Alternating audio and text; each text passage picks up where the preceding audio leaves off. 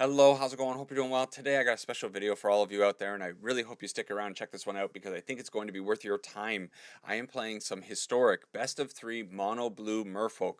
And the reason I'm doing that is because TMNT is releasing this week, and because of my own personal schedule, I can't record a video on release day and get it up for Wednesday's video. So instead, I thought this was going to be a good opportunity to showcase what historic is all about. I know most of my viewer base is standard players, and hey, did you know there are other formats on Arena that are pretty awesome? One of them being Historic. I actually play Historic quite a bit these days in my own free time, and I've been having a blast with the format. So I wanted to show you this cool deck and hopefully showcase some of my opponent's awesome decks. I'm not really going to talk too much about the deck because, well, it's just a whole bunch of Merfolk, all the best ones that are available in the format. Maybe some of these, like the Master of the Pearl Trident, is a recognizable card to you. And one that is notable is the Harbinger of the Seas. This thing just got unbanned in the format about a month ago. Non-basic lands are islands, so hopefully we're going to catch some of our opponents off guard with this card. It is a best of three deck, so we do also have a sideboard over here, over there, I guess.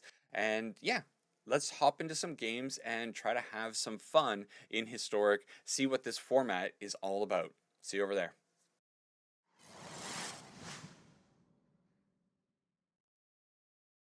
All right, hello again to all the people that made it past the intro and decided to stick around to see some historic action. Gonna have some fun. I guess we're not having any fun here. Throwing that one back. Oh boy, we're gonna keep this one. We can keep it because of the Shoreline Scout. I'll talk about that one in a minute after I decide what card I'm gonna throw away. Oh, I guess it's gonna be the Regery. It's a 3 CMC Lord. Okay. So yeah, historic is fun. I'm still personally learning the format. There's so much in the format that I have to try to learn. Ooh, Esper Sentinel. And I figured this was going to be a good chance to show people what historic is all about. And we'll go with this one. Yeah, just introduce you to some cool stuff that maybe you didn't know is available to you on Magic Arena.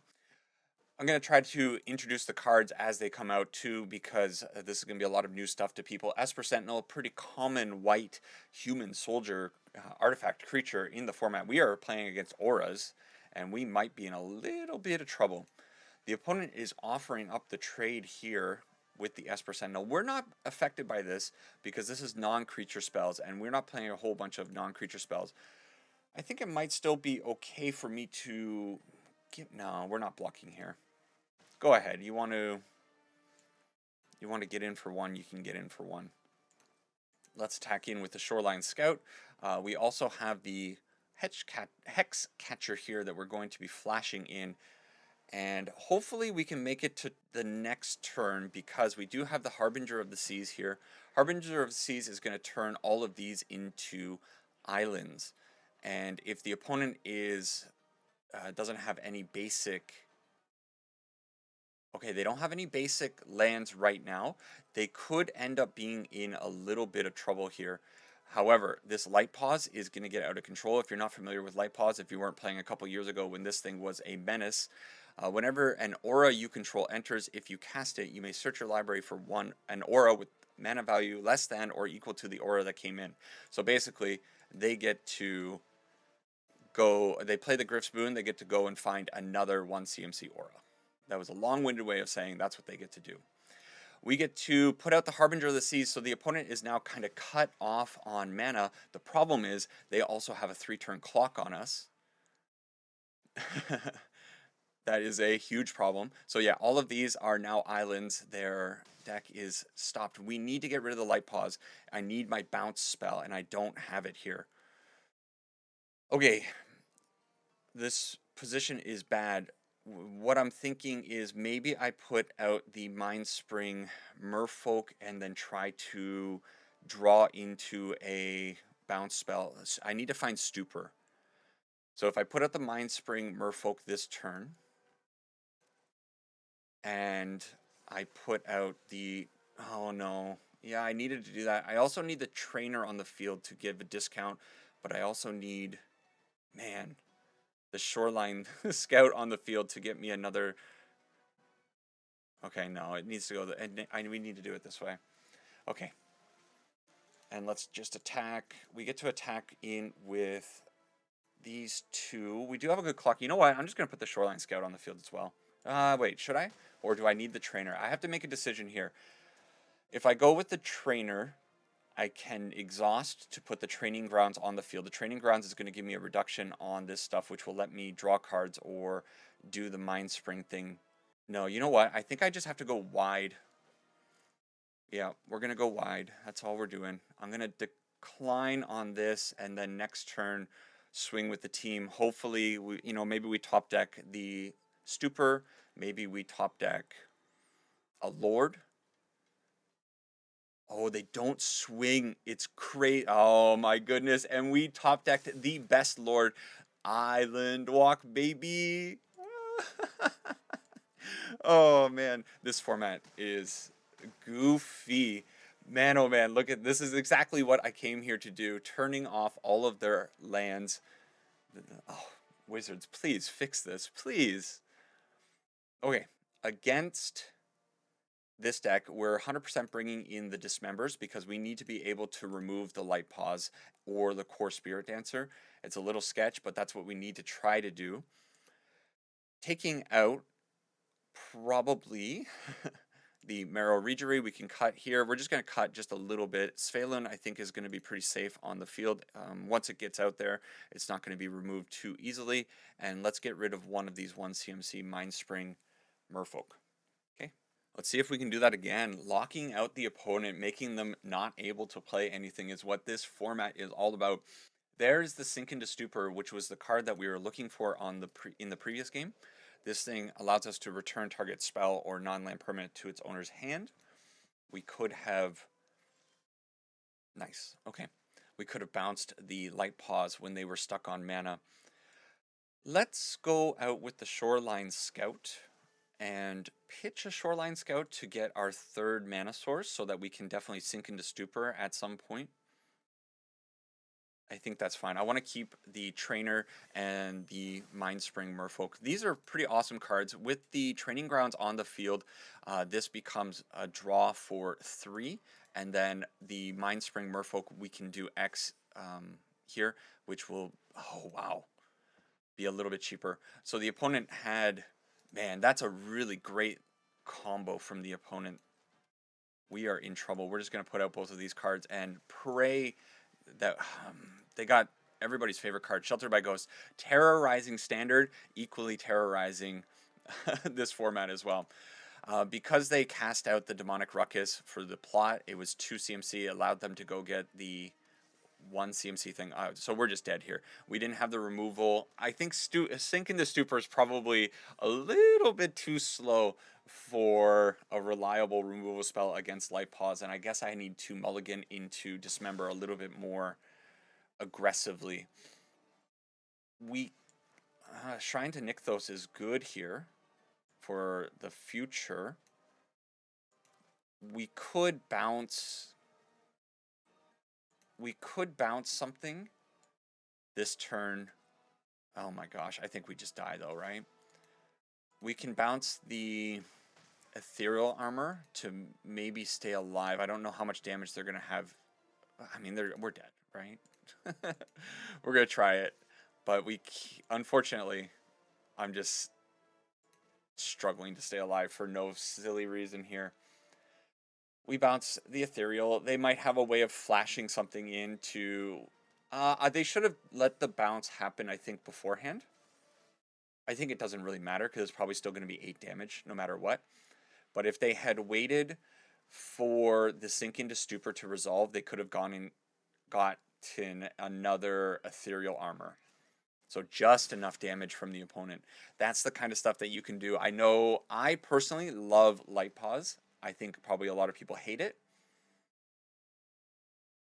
Is it better for me to bring in Counterspell on the play? And it might be better than holding Sink into Stupor. The problem, I don't like taking out Sink into Stupor. I don't know if this is right, if there are any people that do play Merfolk.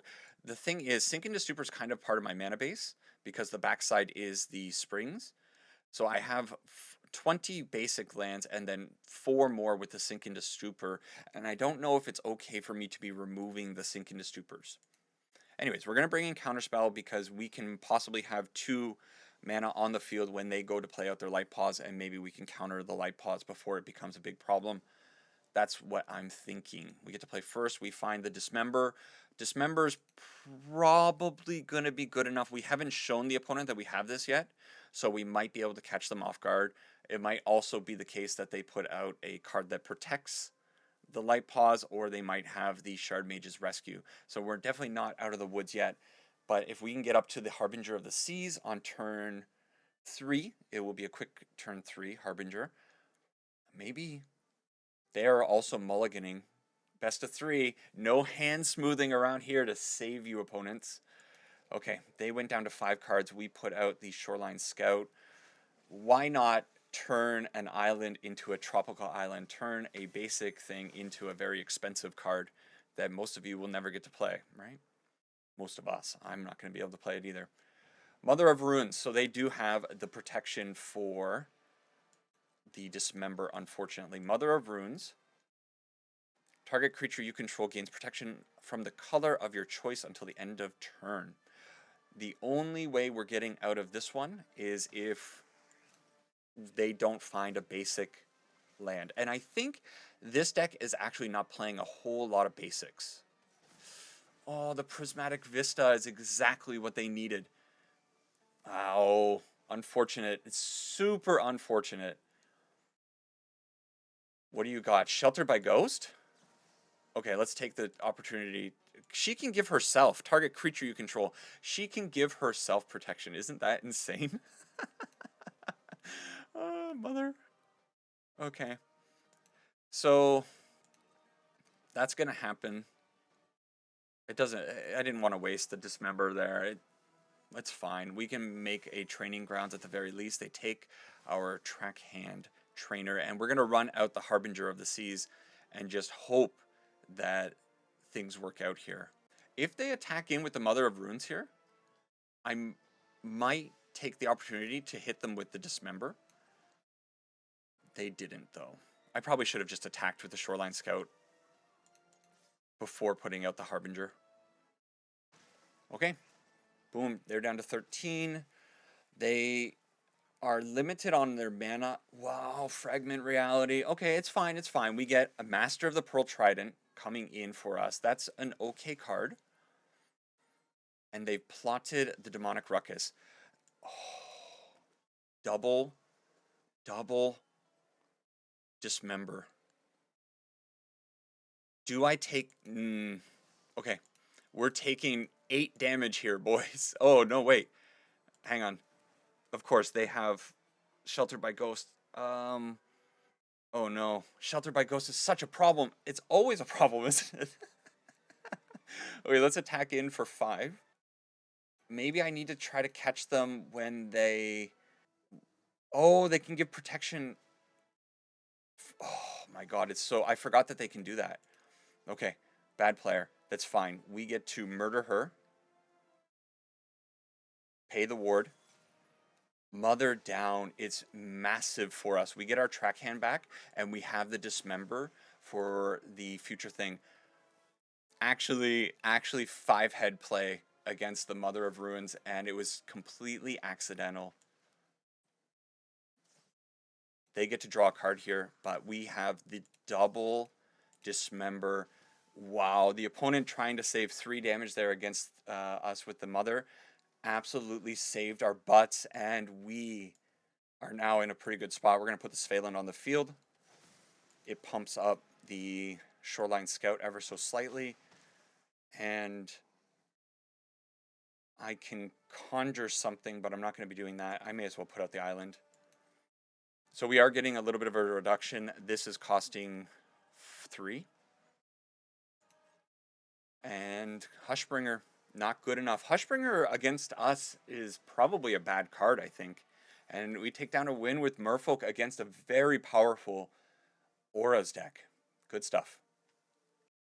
I'm realizing now that maybe some of you didn't know how I played that Dismember. It cost 1 generic and 2 black Phyrexian mana.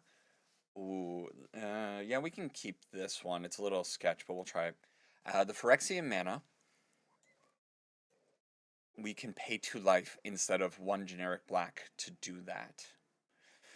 Okay, so my plan here is to go with the Mindspring Merfolk at some point. I'm going to put the Shoreline Scout on the field. Am I going to pitch a Nykthos? I I think so. Sometimes you want to keep the double Nykthos, but I think in the Merfolk deck, probably it's not overly important to be doing the double Nykthos nonsense. Are we against the same matchup that we just went up against? Oh man, I'm sitting here. It is the same matchup. I'm sitting here saying, oh, Merfolk are going to be pretty cool. Or sorry, Historic's going to be pretty cool. You're going to see some neat stuff that maybe you haven't seen. And then we get back-to-back matches against the Boros Auras deck. It is a very powerful and popular deck, so not too surprising that people are trying to climb with it.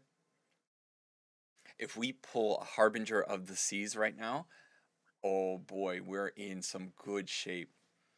Cartouche of Solidarity, one of my favorite auras. I love it. Gives vigilance to a creature, and not vigilance, first strike to the creature. We do not hit what we wanted to hit, but what we did hit was a pretty good card, Svalin.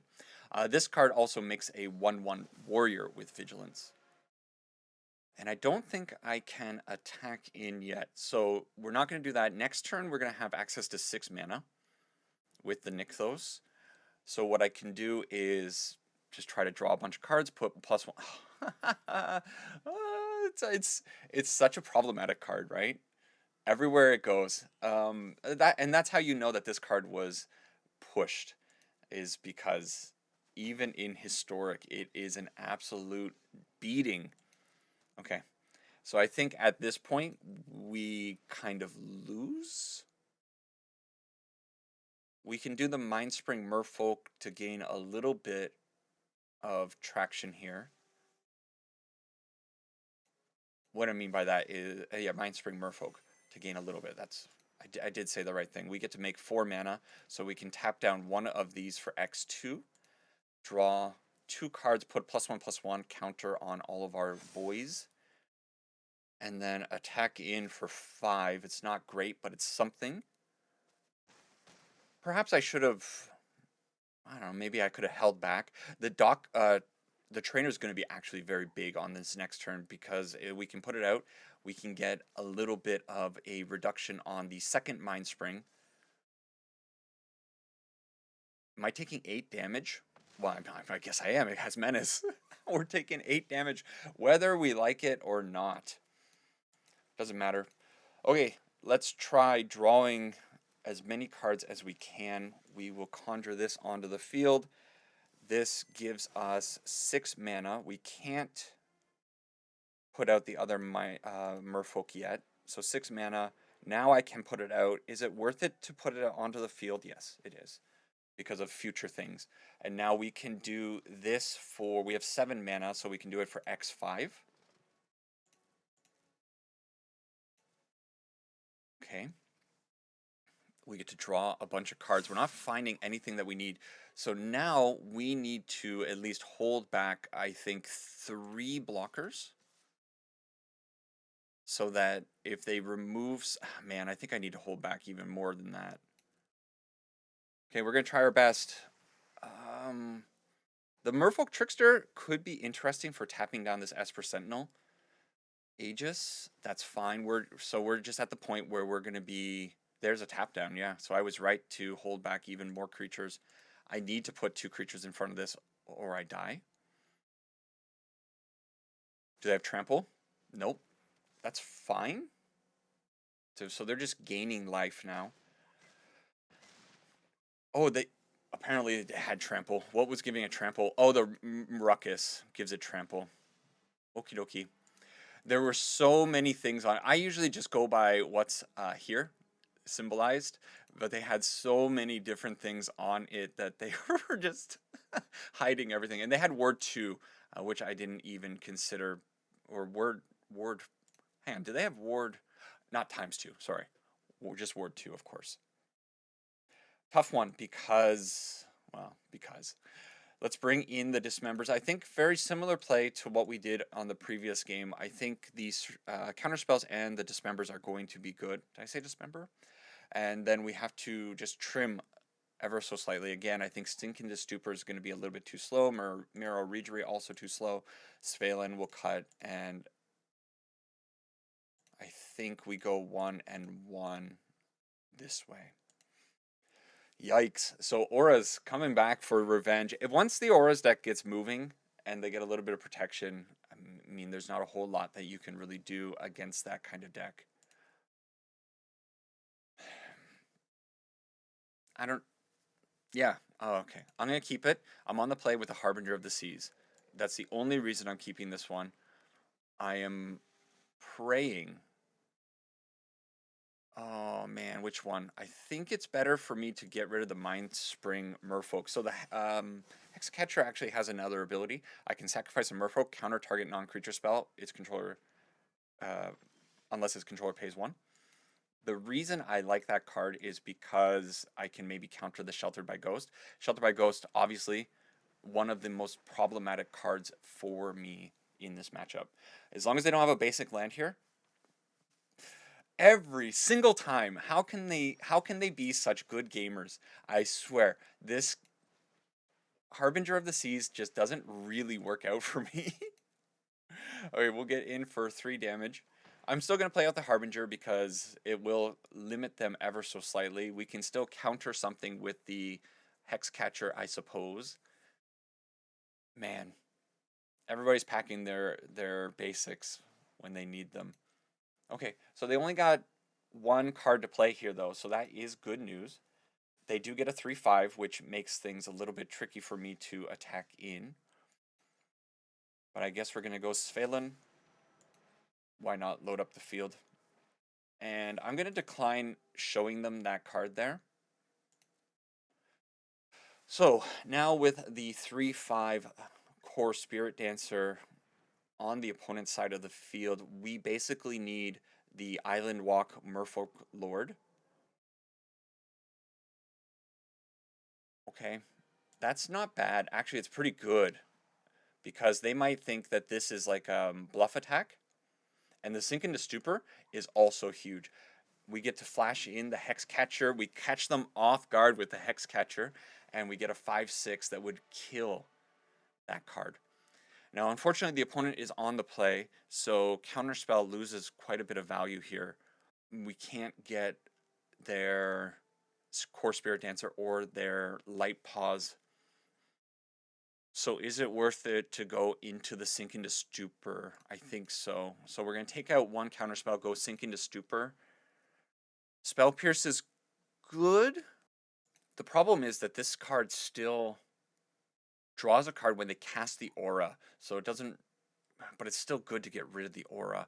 Maybe the Spell Pierces on the draw are better than the counter spells. Okay, let's try that. Getting some good, this is why I kind of like Historic, is because there's a lot of really good back and forth with the opponents at a lot of times. Okay, we got the Sink into Stupor, we got the Dismember, they went down 1 card, and we also have the Harbinger of the Seas, so we might be able to catch the opponent off guard. They also don't have the turn 1 Mother of Ruins or other protection cards that are available. Wow. You know what? When an opponent does this, it means one thing. It means that they are desperate and that they don't have another creature, and we take advantage of that. We drew the Island, which is huge. Next turn, we go Island, Harbinger of the Seas. This turn, flashing the Hexcatcher. They kept a risky land. I think they mulliganed. They didn't find what they needed, and we take an easy game 3, which is good because I was kind of sweating that one out. I think Merfolk against this deck, a little bit of a bad matchup, maybe, but 2 in a row. All right, game number 3 against DD Claw here is against Auras again. Is it Aura's player?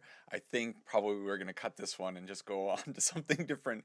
We have the Harbinger of the Seas one more time. Harbinger showing up to showcase its awesomeness. No, we're getting Thoughtseize. So Harbinger probably gone.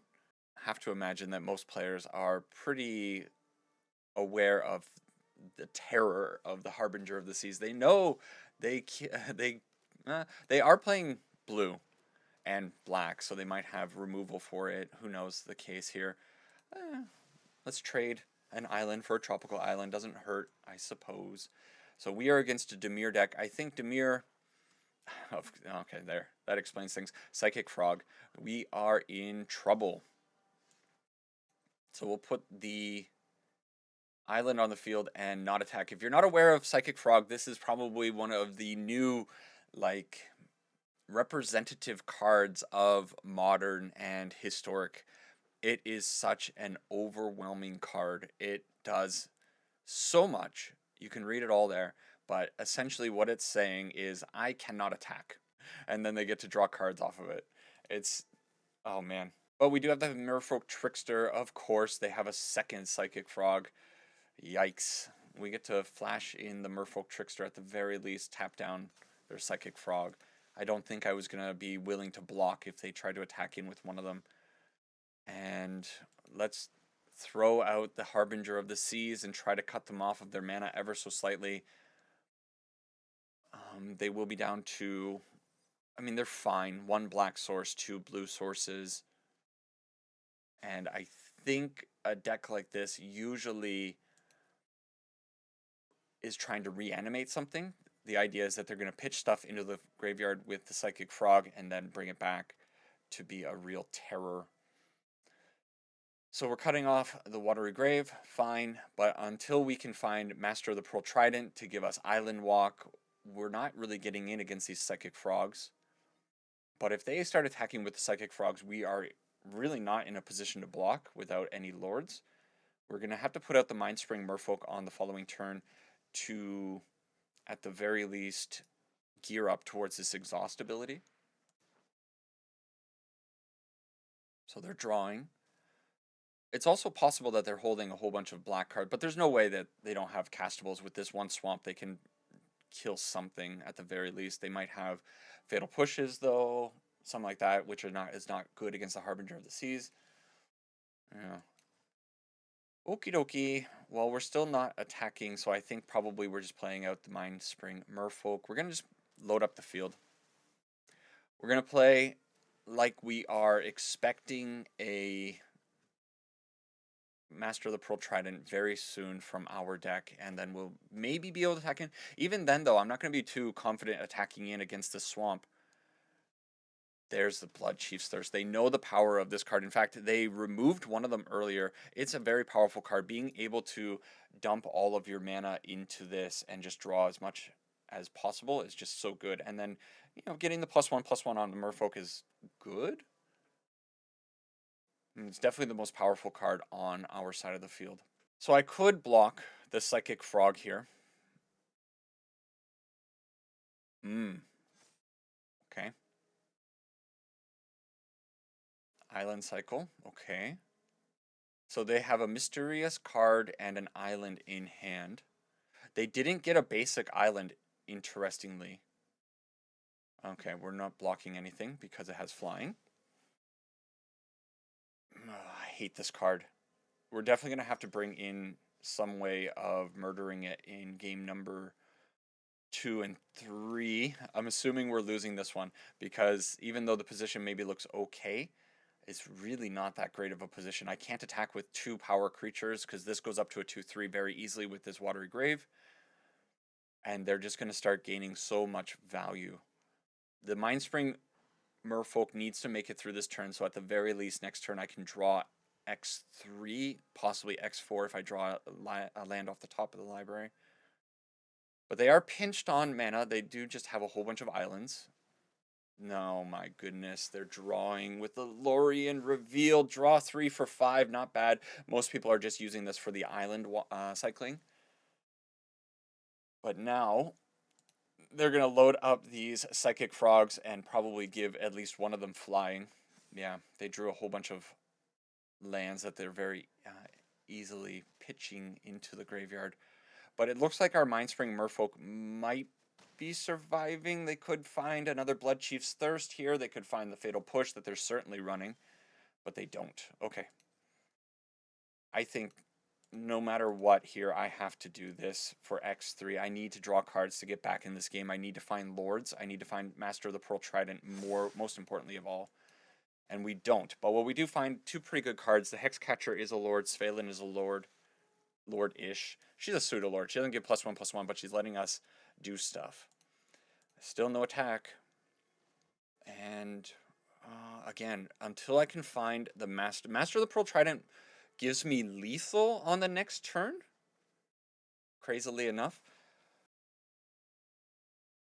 Okay, opponent roping down a little bit, decides to attack in with the Psychic Frog. I think this time I'm going to be throwing the Shoreline Scout in front of it. I don't really want to keep taking 3 or more damage. Merfolk Trickster is okay.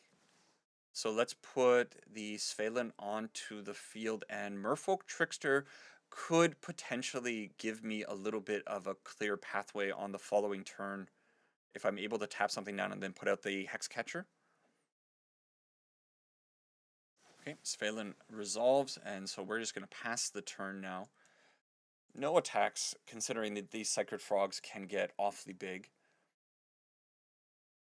Okay, Cunning Azure Scale. Secretly choose land or non-land. Seek a card of that kind. So they're going to probably seek a non-land, I have to assume. That's a cool card. I've never seen that before.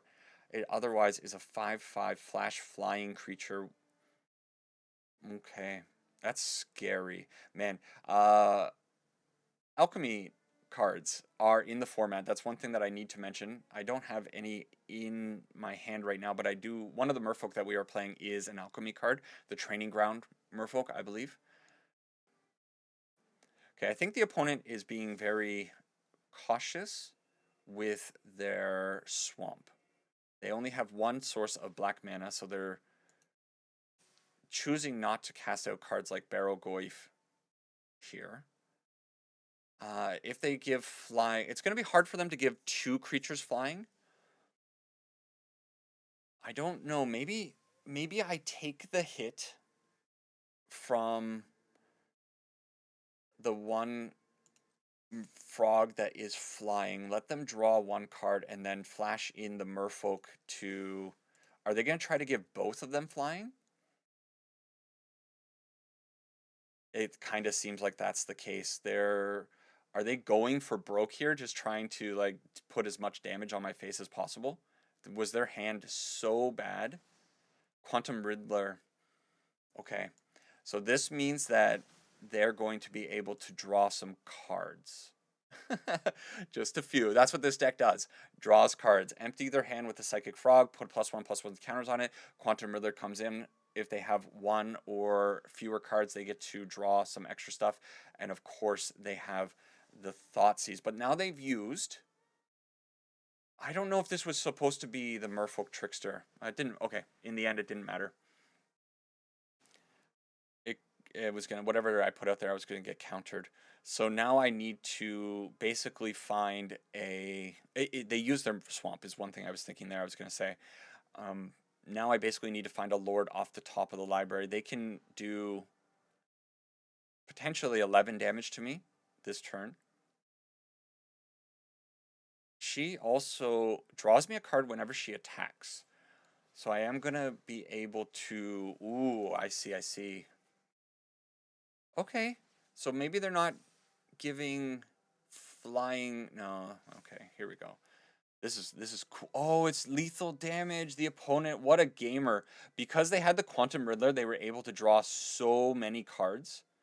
And they have 7 cards in their graveyard to give the Psychic Frogs flying. So maybe that's why the opponent was delaying so much. They were really considering all of their options, and there it is. That's a pretty cool win from the opponent. The problem is it took them so long to do it, and I'm kind of like done with this. What an obnoxious thing. So we bring in the Dismembers, I suppose. Problem is that Dismember's kind of a bad card against the Psychic Frog because they can just keep it alive if they pitch enough cards, but then they have to like pitch their entire hand. I don't know if it's worth bringing in or not. So is it Counterspell or is it Dismember? I'm really not sure. Sink into Stupor, I think, is actually not such a bad card in this matchup because the Sink into Stupor can potentially bounce a frog that has gotten quite big, maybe. We'll take out one Svelun because I think Svelun is pretty safe. If we have some Merfolk on the field, she could have Indestructible, and I think they don't really have a lot of ways of exiling. I could be wrong, but I think that's what I'm thinking. Okay, we'll try it. We have the 1, 2, 3, and we have the Nykthos plus the Harbinger. So if we can cut them off of their mana again, maybe we'll be in. Okay. Turn 1, Prismatic Vista. Sucks. They go and get an Swamp, of course. Thoughtseize or Push. Inquisition. So they probably take the Harb. I don't know. Maybe the Svelun. Svelun's pretty powerful. They could also take the Harbinger, though. Both cards are pretty great. I think we are super dead against this opponent. This deck, probably one of the best decks in the format. It has to be the Dimir Pyrogoyf. Not Pyrogoyf. What am I saying? Barogoyf. They don't run Pyrogoyf. That's the red one. Let them Thoughtseize away here. If they take the Merfolk Trickster, then we go out Harbinger next turn. But I think they probably just take the Harbinger, and then we'll run out the Merfolk Trickster here at the very least. Yep. Okay, do they also have removal for our poor Mind Spring? They just have everything. They're going to have it. Yeah, there's the push. Okie doke. So I'm going to see one draw here, but this game has already gone long, and it's a Hex Catcher. Hex Catcher's good, but is it really worth staying in for, especially if they end up having Barogoyf here, or if they have a Psychic Frog? I'm never going to be able to get in, but I still have, oh man, double Prismatic Vista against us. There's the Psychic Frog. So now we are not allowed to have fun. Man, this card. Wizards, they love to print their, like, format breaking cards. All right, GG opponent. You got me. Maybe early scoop here, but I'm not going to sit through any more of Dimir drawing cards and pounding our face. That was a tough loss. Couple more. No. Psychic Frog, go away. All right, so this is going to be the fourth game. This is going to be the last one. You got to see auras twice. You got to see a very powerful Dimir deck. If you are a Dimir enjoyer, that's the deck for you.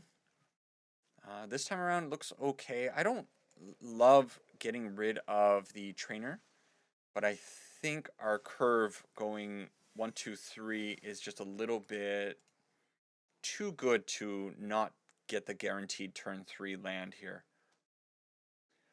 And that's a fine card. We are against Yorion. I don't know what a green or forest Yorion means. This is getting irritating though. This format should be full of people playing non-basic lands. Oh, it's auras. Auras. Bad news. So, I suppose I could go out with the Lord. I could go out with the Svelun. I think I'm just attacking in with both. Do they block with the Sanctum Weaver? I don't think so. No, it's too risky. And I'm going to go out with the Svelun. She gives me double pips. So my Shrine to Nykthos is 4. So next turn I'll have 5 mana to be able to just throw everything onto the field. And a Momentum Breaker. I suppose I counter this, right? Yeah. We're going to counter it so it's not on the field for their Vivid or for their Sanctum Weavers to be able to do anything. So we get rid of the Shoreline Scout. They can't pay for it, and it disappears. I think that was correct. We're a little bit short on mana now. Of course, they have literally God Gamer over there. We may as well do this. Put the Miro Regery onto the field, and the God Gamer move is having 3 basic lands against us. Let's put out the Mind Spring Merfolk. We get to tap something down. do I tap down the Sanctum Weaver, or do I allow them the opportunity to try to block my Svelun? You know what? I think I'm pushing damage. It's fine. So we'll push 7 damage. We draw a card. And the problem here is that the opponent is going to have a pretty big turn here. Sanctum Weavers generate mana. Add X mana of any one color, where X is the number of enchantments you control.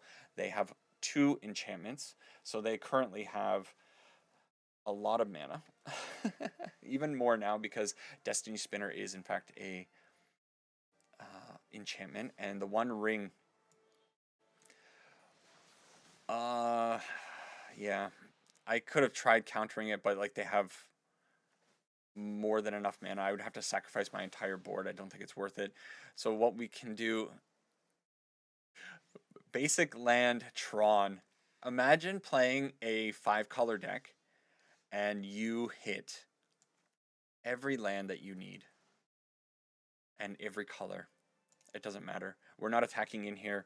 Our only hope is that our Mind Spring and Trainer find us a lot of action. Should I do that now, or do I do it later? I think I'm going to do it later. No attack.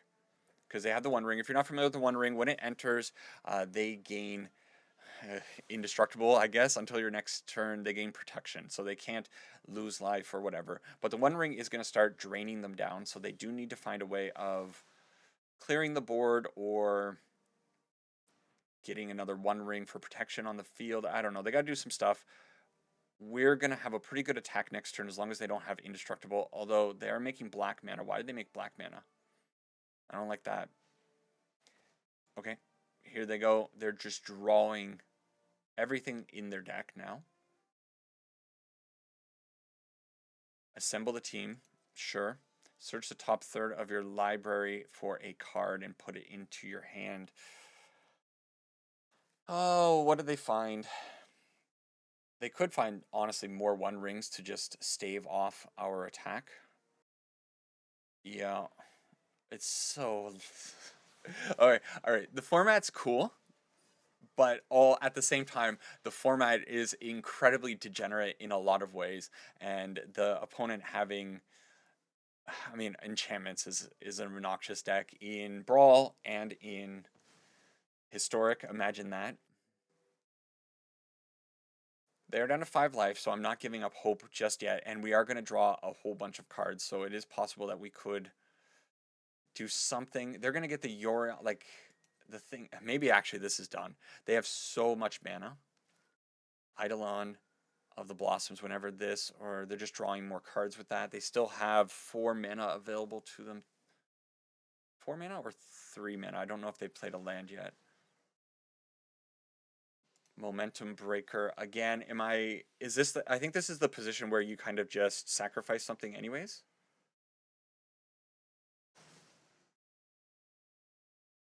Generate 7 mana. We do this X 9, X7. That's what it is. We get the reduction of 2, so we get to draw 7 cards, put +1/+1s on all of our things.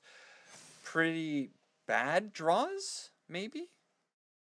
And then from here, I don't see a reason why... Wait, I can't counter it, right? Because of Destiny Spinner? Yeah, that's fine.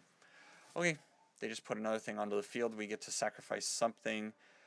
But again, they're sitting there with protection, One Ring. And Yorion next turn means that they can bounce it. So is there even any reason for me to stay in this game?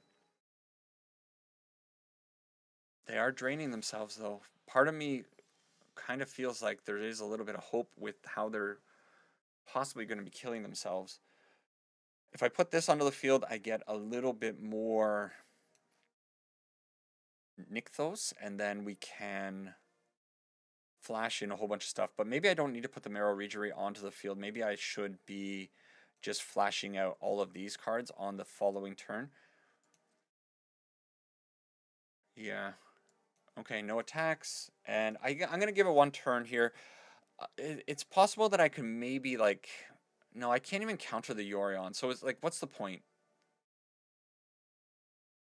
What's the point of staying in this game? Once they get Sanctum Weavers on the field, and if I can't remove them, I think there's. Oh, you know what? I actually have another. I have an idea.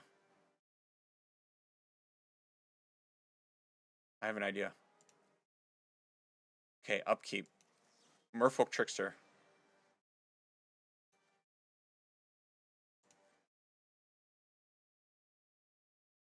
Yeah. I'm gonna make them use their mana in their upkeep.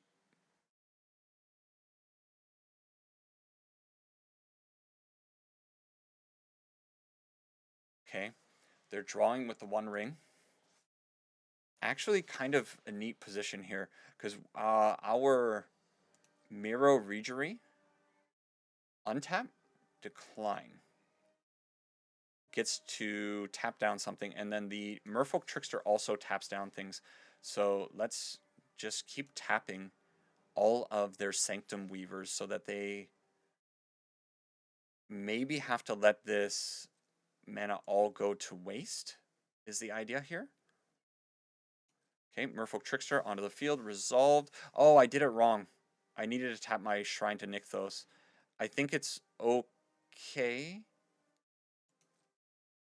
That's 20 mana in their upkeep, by the way. They're going to take, I think, 2 damage from the One Ring. But what this means is that they can't get the Yorion into their hand and bounce the One Ring. And I can still put my Hex Catcher onto the field if I really want to. What are they going to do with 20 mana in their upkeep? Surely they have some kind of... Oh, I guess they just put mana into this thing, right? They just load up their... Yeah, okay. It's maybe still fine. They have Trample, though. Oh, no, this is definitely not fine. Oh, no. Oh, no, no. Of course they had a plan. They had a plan all along.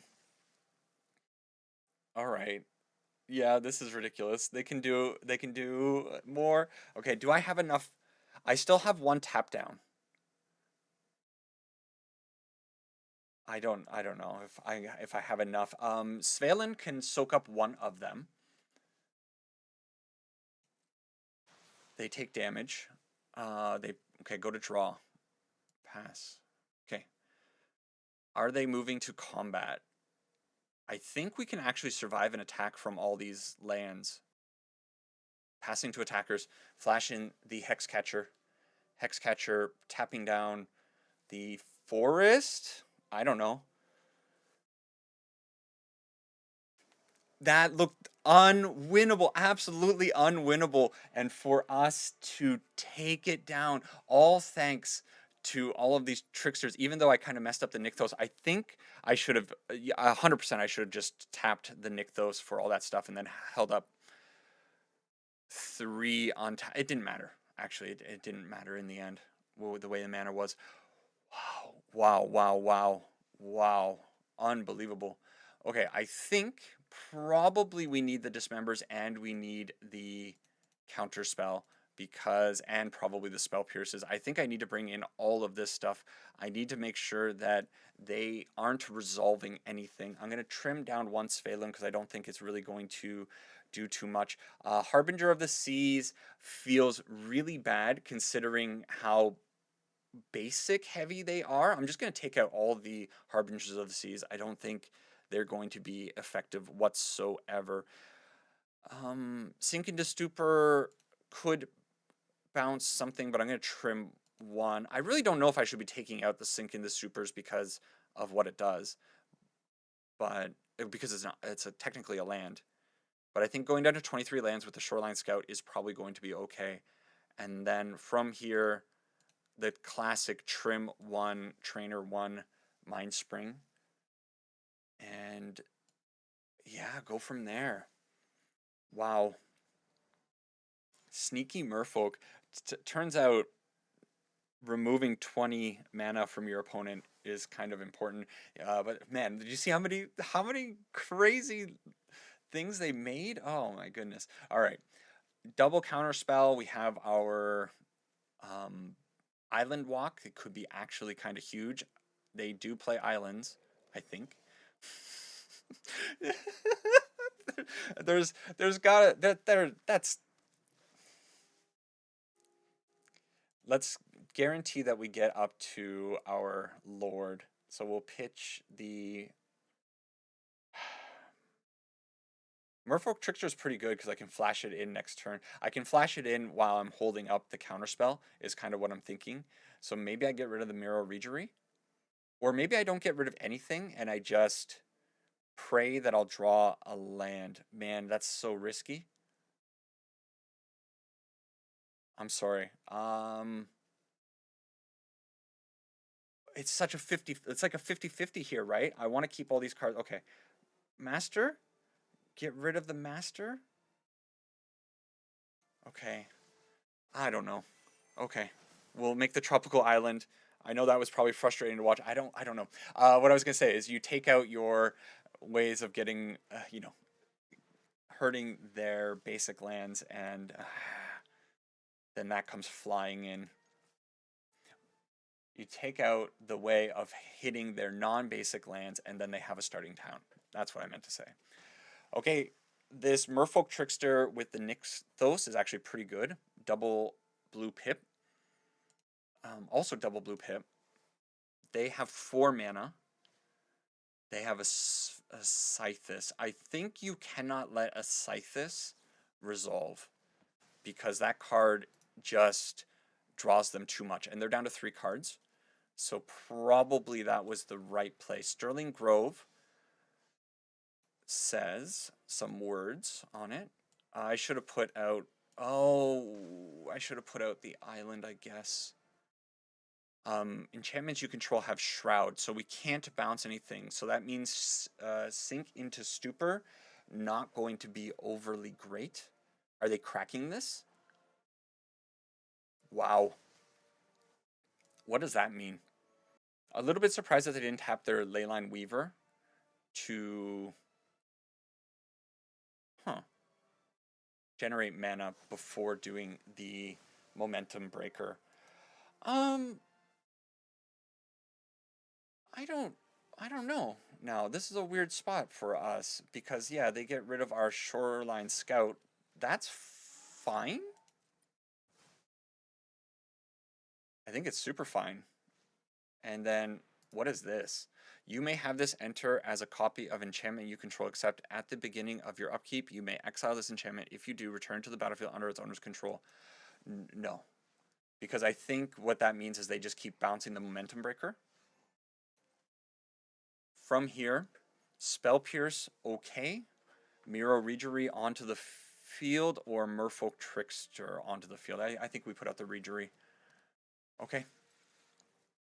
If we can hit a 1-ring with the Spell Pierce, that's going to be pretty good. They find their own Nixthos. Okay. So they still don't have any... They still don't have any islands. So getting rid of maybe the Master of the Pearl Trident, okay, in this matchup. I don't remember if I saw an island. There was definitely an island in the previous game. Okay, I guess what we're going to be seeing here is the big man, Yorion. They're going to be bouncing the Momentum Breaker. And Yorion is going to be a problem because we just can't really get through. We do have the Merfolk Trickster to be able to throw in if I want to sacrifice. I think it's fine to put it into sacrifice to the Momentum Breaker when it enters. Pass to attackers, let them go to combat here. If they had decided to attack in with the Sanctum Weaver, it would have been kind of fun. So we get to tap down both of their creatures. It's fine. And then, do I put the Hex Catcher onto the field as well? I think so. We're going to be losing something. Unfortunately, Spell Pierce is losing a ton of value. Okay. Untap the Regery. And Sink into Stupor is okay, maybe? let's get in just for 5 damage. I think it's only 5 damage. And the reason it's only 5 damage is because I'm holding back this other Marrow Regery to be able to put out to tap down things. Okay, you may have, so they have mana open. Return target spell or non-land permanent to its owner's hand.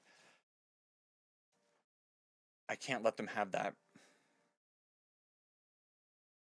And then they play it out again, right? And I don't have the mana for it. It sucks so much. I can't let them have this card because I think this just means that I can never keep a Merfolk on the field ever again. So much effort. So much effort to get rid of this thing. But we did. We got rid of it. And now they could attack in. Oh. Okay. Smoke the Yorion. Put in the Marrow Regery. Decline. It's fine. And we get in for 3. If they whiff, just one turn whiff. Come on.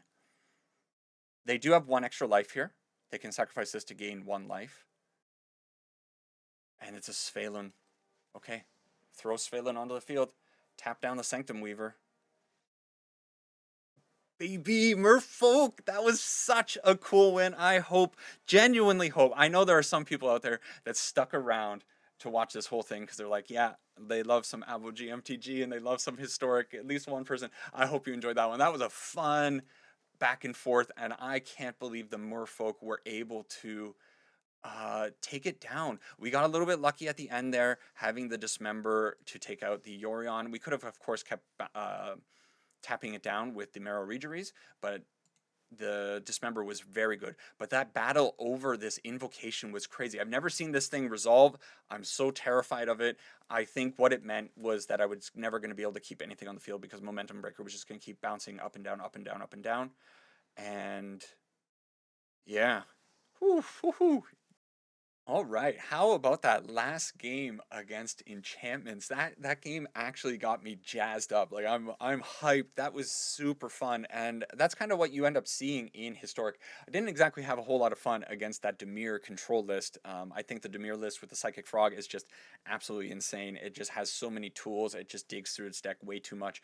Giving people that much card draw is insane. But hey, we're sitting here with a ton of card draw. At one point, I was able to draw 7 cards with the Mindspring Merfolk. And hey, you can't sneer at that. So this deck also has degenerate stuff in it. Nykthos, I'm sure some of you are no stranger to this card, generating an insane amount of mana at times, although this deck is pretty fair at doing the Nykthos thing. Like I said, getting a reduction with the training cost or training grounds into the Mindspring Merfolk, very cool. If you're able to draw 6, 7 cards in one turn, fantastic. And then, hey, if you can turn off all of their non-basics, that seems like a pretty fun thing. So I hope you saw some cool stuff in this video. You saw some decks that maybe one day you'd like to try out. Unfortunately, Historic is pretty expensive to get into, but at least you are aware that it exists. And I'm going to keep making the occasional Historic video because, well, personally, I am playing these decks and having a good time with them and want to showcase what they can do. That's it for this one. This one ran a little bit long. I hope you enjoyed it though. Let me know if you would ever consider taking the plunge into Historic or at least trying out some of the other formats in or on Magic Arena. That's it for this one. Take care for now. Sarang ipana, and I will see all of you in the next one. Bye bye.